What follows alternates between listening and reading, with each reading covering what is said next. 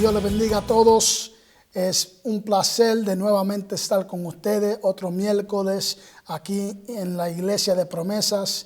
Le doy honra a nuestro pastor Jeremy Mills, que nos ha permitido estar aquí hoy en día para hablar juntamente con ustedes y compartir la palabra de Dios con ustedes en el día de hoy. Rapidito quiero tocar los puntos que hablamos la semana pasada, y si no escucharon la semana pasada, estoy hablando de 6 formas en cual nosotros limitamos a Dios en nuestra vida y limitamos el crecimiento en nuestra vida. Punto número 1 que hablamos la semana pasada fue que nosotros limitamos a Dios por falta de confianza. Entendemos que Dios va a estar con nosotros en todo momento, no importando las cosas que suceden en nuestras vidas. Tenemos que confiar en Dios y pararnos firme en Dios, sabiendo que Él va a hacer lo que Él ha prometido para nosotros. Punto número 2 fue, limitamos a Dios por temer al sacrificio. Van a haber momentos y cosas en nuestras vidas en cual tenemos que sacrificar y tenemos que tomar la decisión si vamos a crecer en el caminar con Dios o vamos a seguir cargando aquellas cosas que lo limitan crecer en el camino de Dios. Entiendo que el sacrificio no va a ser fácil, porque si sacrificamos algo que se nos hizo fácil, tiene que uno preguntarse, ¿fue verdaderamente un sacrificio o fue algo que no importaba? Si no, el sacrificio va a ser difícil y va a doler, pero tenemos que sacrificar para crecer en el camino de Dios. Punto número 3, hablamos que nosotros tenemos en momentos nosotros tenemos la habilidad demasiado de confiar en nuestros propios pensamientos y nuestros propios conocimientos. Dependemos de nosotros mismos mucho y tenemos que entender que tenemos que empezar a no depender de nosotros, sino depender de Dios, aquel que nos da la fuerza, aquel que está con nosotros día tras día para poder seguir caminando y peleando esta buena batalla. En el día de hoy quiero entrar rapiditamente a punto número 4, y es: limitamos a Dios porque vivimos por nuestros sentimientos y emociones. Hay tantos cristianos que luchan con la oración y su seguir y siguiendo el paso en el caminar con Jesús, porque simplemente no están buscando una relación verdadera, sino están buscando cómo me puedo sentir bien, cómo puedo sentirme mejor de lo que me siento ahora mismo. En vez de amar a Dios y a otro, no importando el precio, nuevamente buscamos sentirnos bien. Cuando vamos a nuestros padres en oración, una pregunta: ¿estamos yendo a donde Él orando para que Él lo libre de nuestras cargas? ¿O nos afejamos a ellos como nuestras propias posesiones? ¿Estamos orando para que el Señor nos quite las cargas? ¿O estamos orando solamente para decir que estamos orando y solamente para que podamos decir, me siento bien que oré? Pero realmente estamos aguantando esas cargas como nuestras posesiones. Estamos intentando realmente amarlo y buscar su voluntad, o tratar de rogarle que molde su voluntad a nuestra. ¿Cuál de los dos es? ¿Realmente tratamos de escucharlo o queremos que Él nos escuche a nosotros y solo a nosotros? Esta es la batalla que hacemos diariamente. Estamos orando porque sabemos que Dios puede ser un milagro o puede ser algo grande en nuestra vida. O estamos orando solamente para poder decir que oramos, para poder decirle a nuestro pastor, sí, pastor, yo hice 3 días de oración y de ayuno, solamente para agradecer a aquellas gentes. O verdaderamente estamos orando y buscando a Dios para tener una relación personal con Él. Sí somos hijos de Dios, pero si todo lo que hacemos es buscar el próximo buen sentimiento y buscar la manera como me voy a sentir mejor, y no permitimos que Dios trabaje en nuestras circunstancias diarias de nuestras vidas, no vamos a llegar a ningún lado si no lo dejamos y no buscamos una relación con Él verdadera.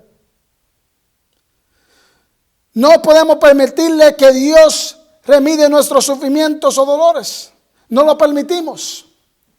No permitimos que Dios sinceramente bregue con aquello en lo profundo de nuestro corazón. No lo dejamos. Lo cubrimos. Tenemos miedo de que Dios toque esa parte sensitiva, ese dolor sensitivo en nuestros corazones. Y todo lo que hacemos haciendo estos, estamos haciendo nosotros mismos, es un mal servicio que hacemos hacia nosotros.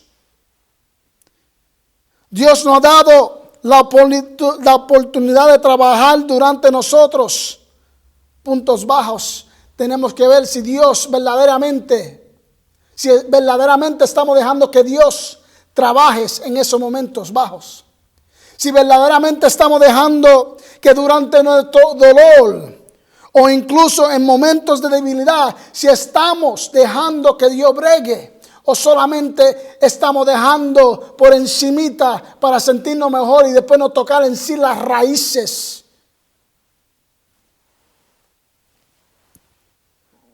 Comprendamos que debemos ser pacientes y permitir que Dios trabaje en nosotros.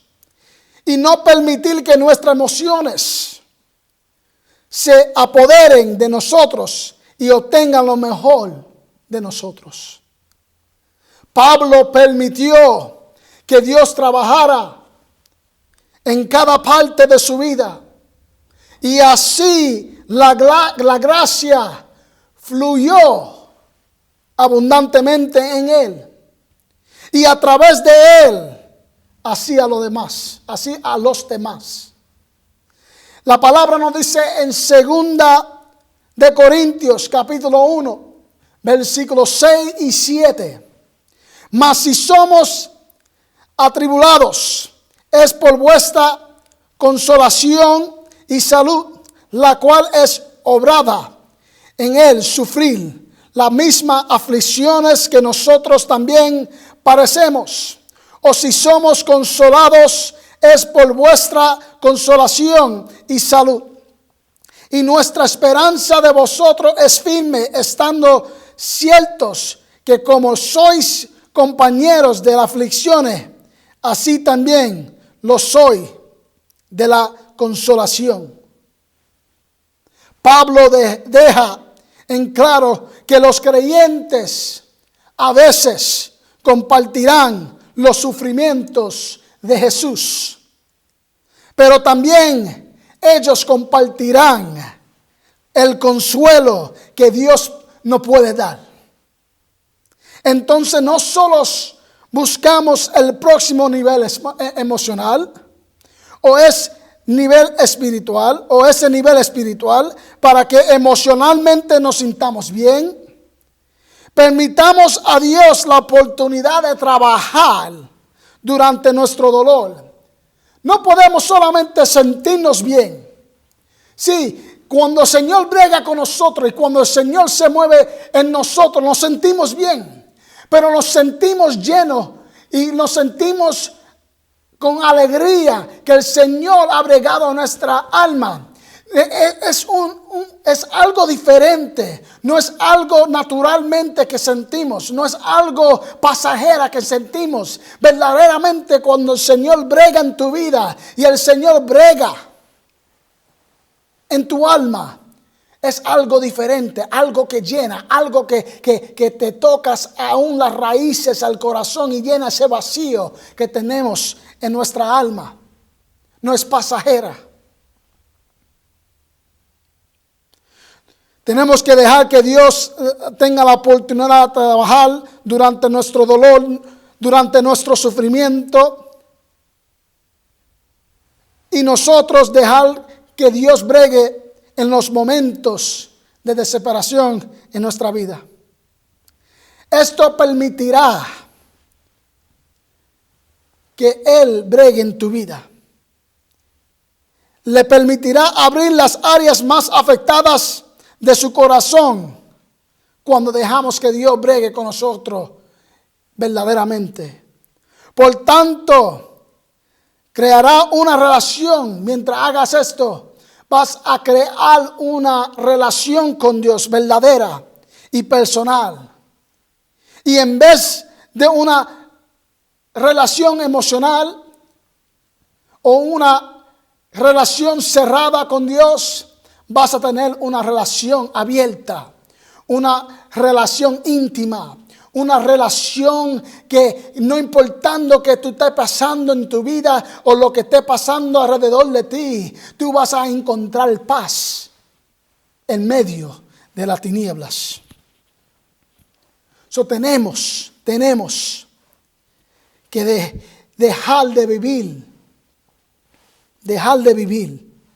emocionalmente y honestamente dejar que Dios bregue verdaderamente en nuestra vida. Punto número 5. Nosotros limitamos a Dios aun cuando lo arrepentimos de nuestro pecado. Pero el problema es que aunque nos arrepentimos de nuestro pecado, seguimos cargando la culpa. Y no dejamos la culpa cuando nos arrepentimos de nuestros pecados. El pecado es un maestro celoso y odia ver a cualquiera esclavo liberado. Se quedará con nosotros como culpa para vencerlos. Cuando nosotros tengamos problemas y tengamos pecado en nuestra vida y nos arrepentimos de esos, la culpa trata de mantenerse ahí. El enemigo trata de que la culpa no se vaya. Y siempre está recordándonos de lo que hemos hecho y siempre quiere echarlo la culpa. La culpa es celosa. Y como dije, quiere mantenerlo en esclavitud. Y cuando permitimos eso y no dejamos que la culpa se vaya, ahí es cuando entra la duda en nuestra vida. ¿Estamos realmente perdonados? Porque todavía yo me siento culpable. Esto nos hace dudar en última instancia de nuestro verdadero perdón y volvemos al mismo viejo pecado una y otra vez. Cuando está la duda en nuestra vida por causa de la culpa, caemos nuevamente y volvemos atrás a las cosas que nos tenían arrastrando en el piso. ¿Pero por qué? ¿Por qué pedimos perdón? Pero realmente no creemos que podrás ser perdonado. ¿Por qué tú crees que no puedes ser perdonado cuando ya tú has pedido el perdón? Escuchen esto. La palabra nos dice en Miqueas capítulo 7, versículos 18 y 19. ¿Qué Dios como tú, que perdonas la maldad y olvidas el pecado del resto de su heredad? No retuvo para siempre su enojo, porque es amado de su misericordia. Que Dios como tú, que perdonas la maldad y olvidas el pecado del resto de su heredad, no retuvo para siempre el enojo, porque es amado su misericordia. Es el verdadero arrepentimiento debe venir con una actitud de honestidad, humildad y con la firmeza de alejarse de nosotros, de nuestros pecados. El verdadero arrepentimiento no te permitirá volver a tus pecados una y otra vez. El Señor toma nuestros pecados y Él los tira a lo profundo de la mar cuando nos arrepentimos y se olvida de esos pecados.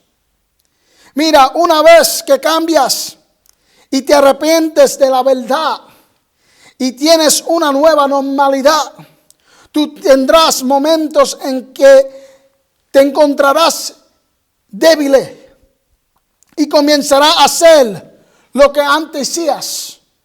Escucha, el diablo va a venir en esos momentos y dirá que no has sido cambiado. Pero así es como tú sabes. Te voy a decir cómo vas a saber que tú has sido cambiado. No es que tú te equivocas y hagas lo que antes hacías. Es solo que ya no es tu normalidad. Y cuando ya no es tu normalidad, nunca tú vas a volver a hacerlo como antes. Porque en el momento que sales de la situación, tú vas a cambiar nuevamente a quien tú eres, en quien tú verdaderamente eres. Escucha, lo diré más claramente. Alabado sea el nombre de Jesús. Tanto una oveja como un cerdo pueden caer en el mismo lodo. Pero la diferencia es en el valor predeterminado. El cerdo está predeterminado para que le guste el barro, para que le guste el lomo. Pero la oveja tiene un valor predeterminado que dice que yo no pertenezco a este desastre, yo no pertenezco a este lodo, yo no pertenezco a esta suciedad que está en mi vida o que está alrededor de mí. La oveja llora, la oveja grita y pelea porque no pertenece al lodo. Alabado Dios. Dice la palabra en Miqueas capítulo 7, versículo 8. Tú, enemiga mía, no te juegues de mí, porque aunque caí, te levantaré, aunque moré en tinieblas, Jehová será mi luz. ¿Qué quiere decir la palabra de Dios? Que aunque yo me caiga, aunque yo me arrastre un poquito, no es permanente, porque yo me voy a levantar, voy a volver a caminar, voy a volver a seguir hacia adelante. Y cuando esté la cosa oscura y cuando yo no vea lo que está pasando, alabado sea el nombre de Jesús, yo puedo saber y pararme firme sabiendo que Dios va a ser la luz de mi vida, la luz del camino mío. Para lograr esto, alabado Dios, no podemos confiar en nuestro propio poder y nuestra propia comprensión. Ya hablamos de esto la semana pasada en punto número 3. Debemos saber que Dios ya no condena y somos verdaderamente libres una vez que lo arrepentimos de nuestros pecados. Lo acabamos de leer.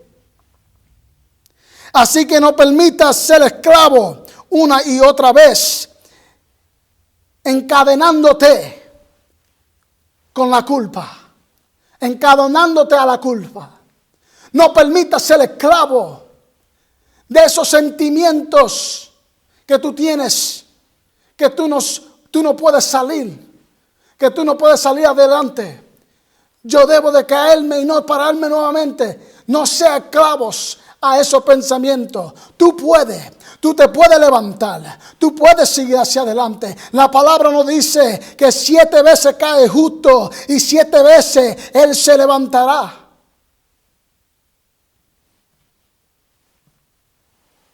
Dios te ha perdonado de tus pecados y él lo ha tirado a la parte más profunda de los mares. La Biblia nos dice en Gálatas capítulo 5 versículo 1: Estad pues firme en la libertad con que Cristo nos hizo libre, y no volváis otra vez a ser presos en el yugo de servidumbre. Camina libremente, sabiendo que Dios te ha librado, sabiendo que Dios te ha limpiado, para que puedas ser un vaso útil en el reino de Dios. No podemos limitar a Dios en nuestra vida cargando la culpa. Tenemos que soltar esa culpa cuando nos arrepentimos y nos apartamos de aquellos pecados en nuestra vida. Y dejar que Dios se mueva en nuestras almas. Y dejar que Dios sea el guía de nuestra vida. Punto número 6. Limitamos a Dios en nuestra vida porque nosotros tenemos falta de una expectación. Nos falta la expectativa. Realizamos los movimientos en nuestro caminar con Dios porque hemos escuchado las enseñanzas de que Dios ha hecho milagros en toda la Biblia. Pero hoy te pregunto, ¿cuándo horas tú esperas que Dios se aparezca?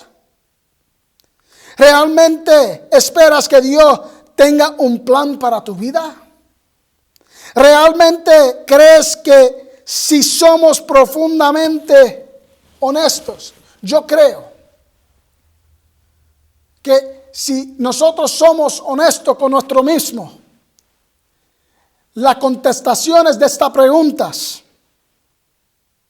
algunos vamos a responder que no.